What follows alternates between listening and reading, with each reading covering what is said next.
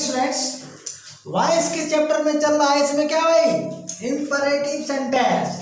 तो imperative sentence part 1 हो चुका है, आज है आपका पार्ट 2। और इधर तो आप जान ही चुके हैं क्या है, वॉइस पार्ट लिखा है, यानी वॉइस में कितने क्लास हो चुके हैं। तो आज 19वां क्लास होने चल रहा है, किसमें जी, वॉइस में। लेकिन टॉपिक आपका है passive voice of imperative sentence. तो passive voice of imperative sentence में पार्ट 2 है। पार्ट 1 में आप पढ़े थे क्या जी, passive voice of command sentence. आज उसी का उल्टा। तो passive voice of command sentence क्या होता है, पॉजिटिव इंपरेटिव सेंटेंस होता है। अब उसमें अगर हम निगेटिव वर्ड का प्रयोग कर देते हैं तो क्या बन जाता है, निगेटिव कमांड सेंटेंस हो जाता है। तो ये पार्ट 2 के अंतर्गत, क्योंकि हेडिंग इधर आएगी नहीं इसलिए नीचे लिखा गया, समझ लीजिएगा। तो इंपरेटिव सेंटेंस पार्ट 2 में आप क्या पढ़ने जा रहे हैं, निगेटिव कमांड सेंटेंस। और निगेटिव कमांड सेंटेंस को प्रोहिबिशन कहते हैं। आप सुन लीजिए, उस दिन मैं हिंदी बताना चूक गया था। कमांड सेंटेंस क्या होता है, आदेशात्मक वाक्य होता है। अब आदेशात्मक वाक्य का उल्टा क्या होता है भैया, निषेधात्मक वाक्य। क्या होता है, निषेधात्मक। नकारात्मक वाक्य और निषेधात्मक वाक्य में अंतर है। देखिए, अफर्मेटिव सेंटेंस क्या होता है, अफर्मेटिव सेंटेंस होता है स्वीकारात्मक वाक्य, और निगेटिव सेंटेंस क्या होता है, नकारात्मक वाक्य। ठीक। अब उसमें क्या होता है, असर्टिव सेंटेंस जब पढ़ेंगे काइंड्स ऑफ सेंटेंस तो मैं पढ़ाऊंगा।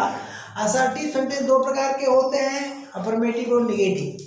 तो असर्टिव सेंटेंस क्या होता है, सिंपल स्टेटमेंट। आपके मुंह से जो भी सिंपल स्टेटमेंट निकलेगा, ठीक है ना, जो कोई सूचना प्रदान करता हो, आंकड़ा प्रस्तुत करता हो, समझेंगे नहीं, तो वह वाक्य असर्टिव होता। अब अगर उसकी सूचना स्वीकारात्मक है यानी पॉजिटिव सेंस में है, तो उसे अफर्मेटिव सेंटेंस कहा जाता है। और अगर अस्वीकारात्मक है तो उसे निगेटिव सेंटेंस। इस तरह से अफर्मेटिव सेंटेंस को स्वीकारात्मक वाक्य कहा जाता है और निगेटिव सेंटेंस को नकारात्मक। अब सुनिए, यह बात मैंने इसलिए बताया कि बहुत से स्टूडेंट नकारात्मक वाक्य और निषेधात्मक वाक्य दोनों को सेम समझ लेते हैं। तो अब अंतर आप समझ गए होंगे। असर्टिव सेंटेंस में एक अफर्मेटिव है, दूसरा नेगेटिव। तो अफर्मेटिव को स्वीकारात्मक वाक्य और नेगेटिव सेंटेंस को नकारात्मक वाक्य कहते हैं। वह क्या करता है, सूचना जो देता है उसका भाव क्या होता है, निगेटिव होता है, इसलिए उसे अस्वीकारात्मक ना करके नकारात्मक कहा गया। अब उसी पैटर्न पर जो कमांड सेंटेंस होता है, इंपरेटिव सेंटेंस, देखिए इंपरेटिव सेंटेंस कई तरह के होते हैं और वो चल रहा है क्रम में। तो इंपरेटिव सेंटेंस का मतलब होता है विध्यर्थक वाक्य। विध्यर्थक वाक्य का मतलब विभिन्न अर्थ वाला। तो पहला अर्थ हमने लिया आदेश का, तो कमांड सेंटेंस की मीनिंग हो गई क्या, आदेशात्मक वाक्य। आदेशात्मक वाक्य। अब चलिए, कहने का मतलब जिस वाक्य के द्वारा हम आदेश देते हों, यानी कमांड करते हों या ऑर्डर देते हों, वह हुआ क्या जी, कमांड सेंटेंस। लेकिन अगर इसके विपरीत किसी चीज़ को आप मना करते हो या कि यह मत करो, वहाँ मत जाओ, हम कोई भी वाक्य बोलते हो, निषेध लगाते हो, यानी प्रोहिबिट करते हो। क्या करते हो, प्रोहिबिट। PRO देखो ना, HIBIT तक स्पेलिंग होती है। तो प्रोहिबिट का मतलब होता है निषेध लगाना, निषेध लगाना।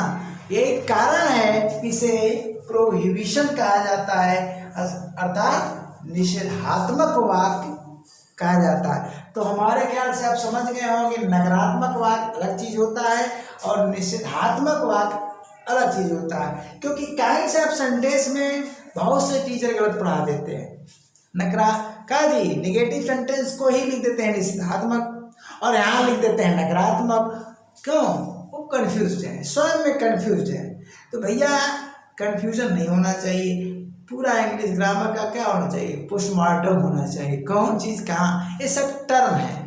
तो अब क्लियर हो गया होगा कि कमांड सेंटेंस वहां लिखा गया था, इसमें हमें निगेटिव शब्द जोड़ दिया, तो ये क्या हो गया, निगेटिव कमांड अर्थात निषेधात्मक वाक्य हो गया। उसी को प्रोहिबिशन कहा जाता है। क्या कहा जाता है? प्रोहिबिशन। अब इसके साथ सेंटेंस नहीं जोड़ा जाता।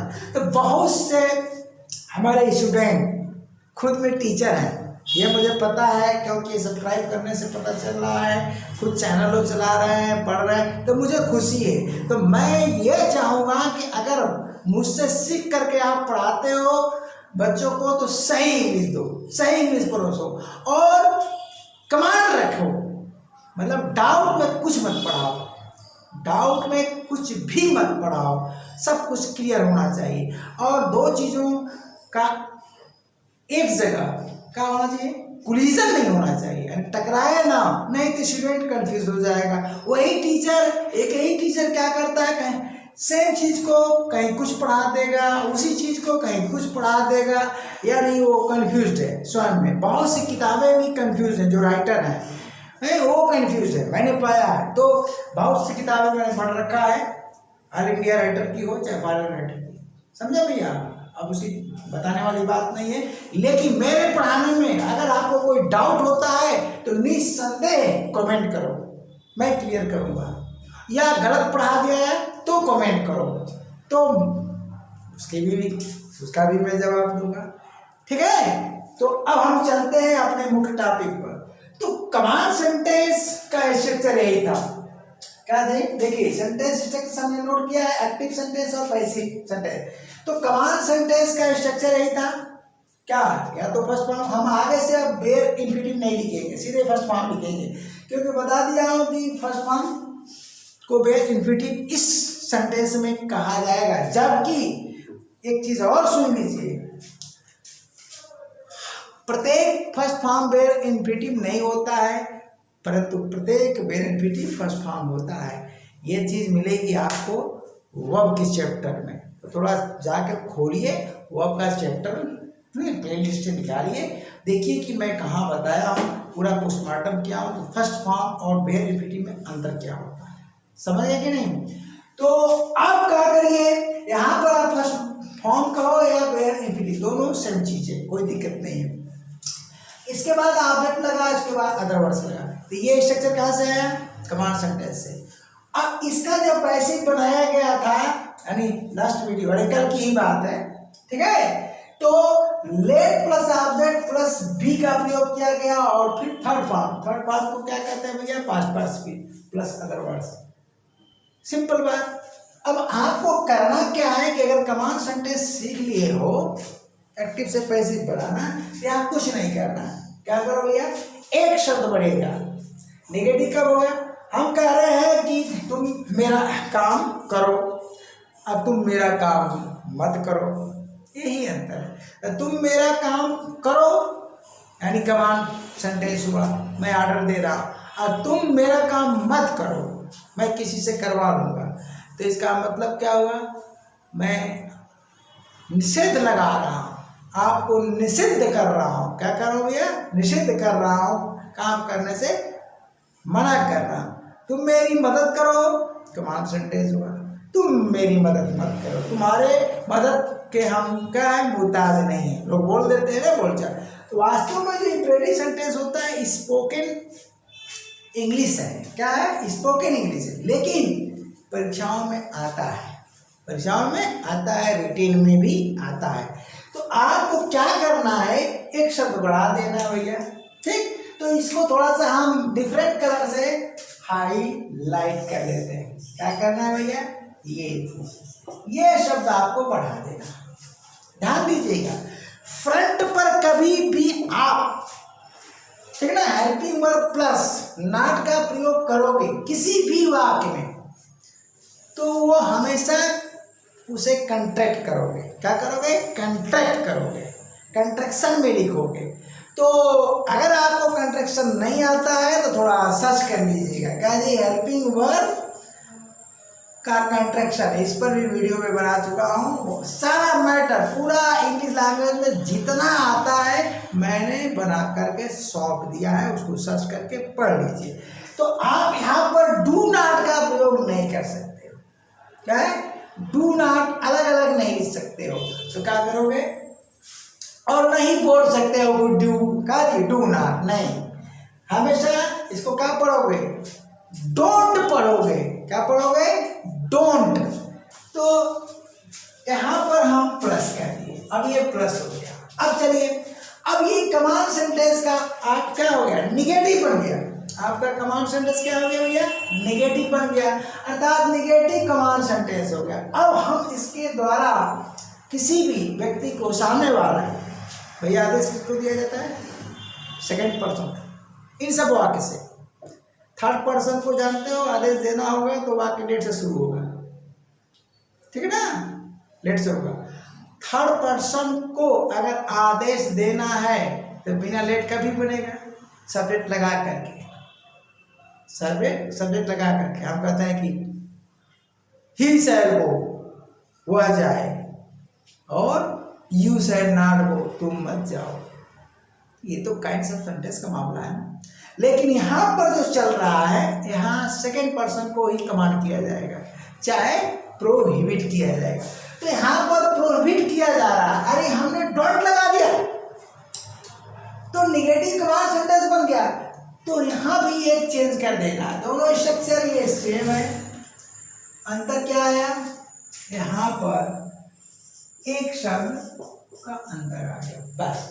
दोनों स्ट्रक्चर में भैया यही अंतर है। तो अगर आप कमांड सेंटेंस को समझ चुके हो तो नेगेटिव कमांड में कुछ नहीं है, तो फटाफट हम क्या करते हो? एग्जाम्पल पाते हैं, ठीक ना? तो चलिए, फॉर एग्जाम्पल में आपका एक्टिव वॉइस, ठीक? अरे हम कहते हैं कि हेल्प मी, तो क्या हुआ? कमांड सेंटेंस, ठीक है ना? और कहते हैं कि डोंट हेल्प मी, तो नेगेटिव कमांड सेंटेंस। तो हेल्प मी ध्यान दीजिएगा, ऐसा सेंटेंस है कायदे से इसको कमांड में तो रखना ही नहीं चाहिए, लेकिन बहुत से राइटर टीचर रख भी देते हैं।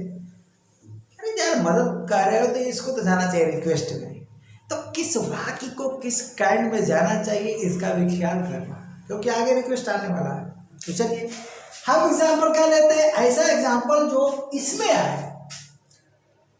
अरे भाई कहते हो कि टच मी, मुझे छुओ, ये कमाल हो सकता है। अरे छोटा सा बच्चा है और उसका पिता उसे खिला रहा है, फील्ड में दौड़ा रहा है, तो क्या कहेगा? क्या कहेगा वो? Touch me, touch me, touch me, कमाल करेगा कि नहीं करेगा? अब पता चला कि दो में दोस्ती है, एक छुआ लेकिन उसे क्या पसंद नहीं, तो क्या कहेगा? Don't touch me. क्या कहेगा वो? डोंट टच मी, प्रोहिबिट कर देगा। तो हम यहाँ लेते हैं क्या जी? डोंट टच मी, ठीक है जी? Don't touch me. चलिए ये हो गया, मैच करा लीजिए, मैच करा लीजिए भैया, ठीक? मैच कराने का सबसे अच्छा तरीका देखिए, नई नई चीज़ें आप जानते जाइए, पढ़ने का तरीका, तो ज़्यादा माइंड पर दबाव नहीं पड़ता है। प्लस के पहले एक वर्ड, फिर यहाँ दूसरा वर्ड, और फिर यहाँ तीसरा वर्ड, सीधा सीधा। तो जितने वर्ड के बीच में गैप है, अगर हम वहाँ प्लस लगा दें तो पहुँच जाएंगे। इसका मतलब अदर वर्ड्स इसमें नहीं है, इस सेंटेंस में भैया अदर वर्ड्स नहीं है, यानी यहाँ प्लस मार दें, यहाँ प्लस मार दें, तो क्या हो जाएगा? हो गया। अब पैसिव बना दें, बोलिए। तो इसका अगर आप पैसिव बनाते हो तो क्या बन जाएगा? बना दो। तो लेट ऑब्जेक्ट जो कहते हैं वो आएगा। ऑब्जेक्ट क्या है? लिखा नहीं भाई, लिखा नहीं, ये तो अब हो गया, बोलिए फर्स्ट फॉर्म है, और ये आपका ऑब्जेक्ट है, बाकी डॉट तो आप समझ ही रहे हो, ठीक ना? तो मी को क्या किया? मी को यहाँ ला दिया, तो लेट आ ही नहीं हो सकता है, क्योंकि लेट के बाद हमेशा ऑब्जेक्टिव कैसे ही हो, इस पर आता है, स्पार्टिंग आता है, इंप्रूवमेंट आता है, तो लेट आ ही हो गया तो फंस जाओगे, ठीक ना? तो क्या करो? लेट मी करो, अब लेट मी कर दिया, उसके बाद नॉट आ गया, हो गया, उसके बाद बी हो गया, और उसके बाद क्या दिए टेस्ट, बस अदर वर्ड है ये नहीं, ये हो गया। तो क्या हो गया, let me not be test. अब देखो अब क्या है, मुझे मत छू, आया क्या है, मुझे न छुआ जाए। जैसे हमने बताया था कमांड सेंटेंस का पैटर्न सेम, मुझे मत छुओ, आया क्या जी, मुझे न छुआ जाए, सीधा सीधा। अब चलिए, इस तरह से कोई भी क्रिया आप लेते हो जो ट्रांजिटिव होनी चाहिए, ऑब्जेक्ट लेने वाली, तो सेंटेंस की तो भरमार हो जाएगी भैया, सेंटेंस की भरमार हो गई। अब चलिए, अगर हम आपको यहाँ पर सेंटेंस देते हैं, ऐसे वाक्यों में हमारा क्वेश्चन ये है कि क्या डबल ऑब्जेक्ट का प्रयोग किया जा सकता है? हाँ, किया जा सकता है। अब देखिए, अगर डबल ऑब्जेक्ट्स आते हैं तो क्या करो, ये नई चीज है, सिंगल ऑब्जेक्ट तो सब बता देते हैं। क्या ऐसे वाक्यों में डबल ऑब्जेक्ट्स आ सकते हैं?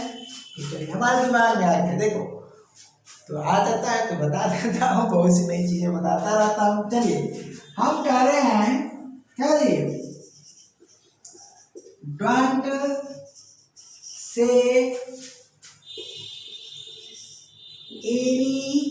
Anything to him.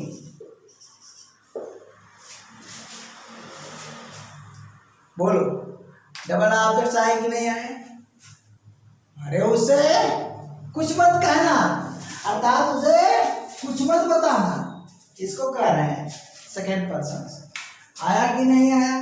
तो इस तरह के वाक्य अगर आते हैं तो क्या करोगे आप? रिमार्क करो, रिमार्क को अंडरलाइन करते जाओ। ये हुआ से क्या हो गया, बोलो ट्रांजिटिव वर्ब हुआ, तो आपका फर्स्ट फॉर्म ट्रांजिटिव वर्ब तो रहेगा ही। अब बोलो क्या क्या हुआ, डायरेक्ट ऑब्जेक्ट, डायरेक्ट ऑब्जेक्ट, और ये क्या हुआ, इनडायरेक्ट। फिर अदर वर्ड्स क्या है, एब्सेंट, कुछ नहीं करना है, परेशान ना हो, कुछ करना होना नहीं, ठीक ना, ऐसी बनाया। बोलो लेट का प्रयोग किया, उधर आया कि नहीं, जा रहा है कि नहीं, देखो लेट का प्रयोग किया। अब करें late anything, late anything,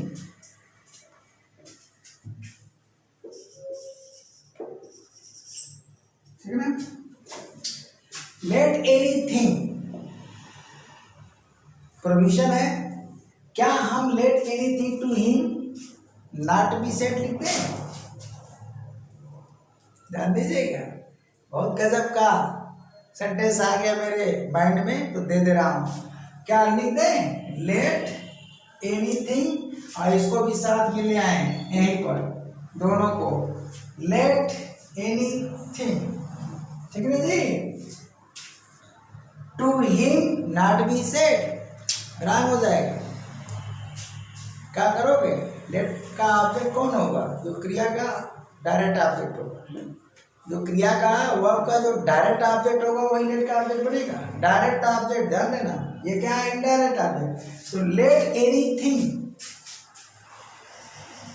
not be said to him. देखो आया कि नहीं आया, कट तो नहीं रहा है ना। अब देखो भैया कितनी नई चीज आ गई।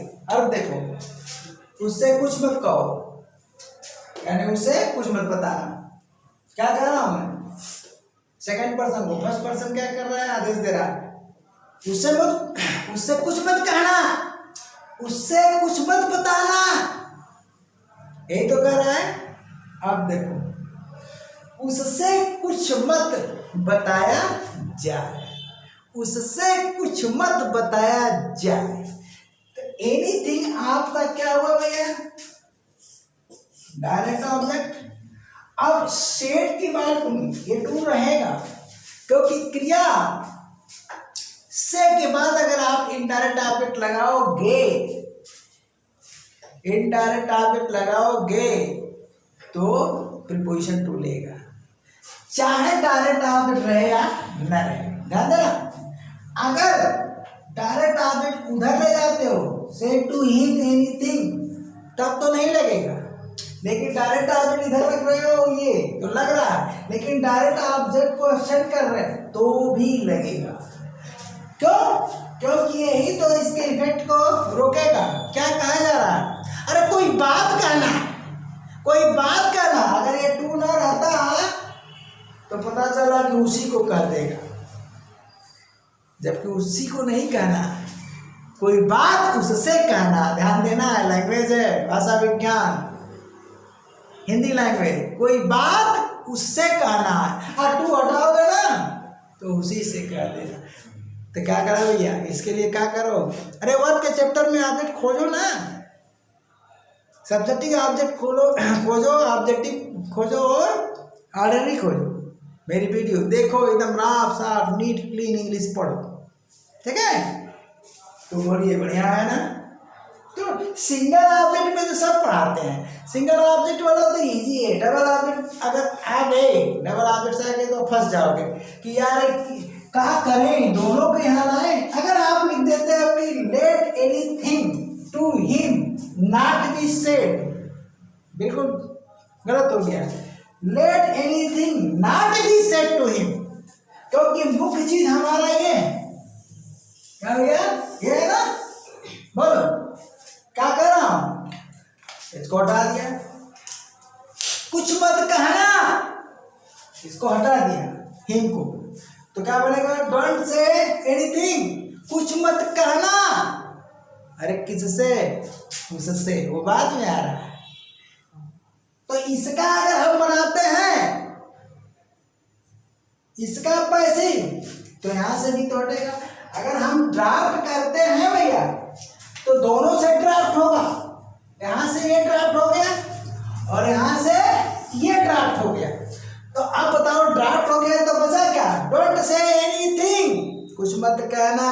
यहाँ का जी let anything not be said, कुछ मत कहा जा, ये सेंटेंस बना सिंगल ऑब्जेक्ट में। लेकिन हमने कहा कि एक ऑब्जेक्ट और बढ़ा दिया, तो अब क्या हुआ, अरे यार उससे मत कुछ कहना, तो उससे यहाँ आ गया, तो वह उससे यहाँ आएगा।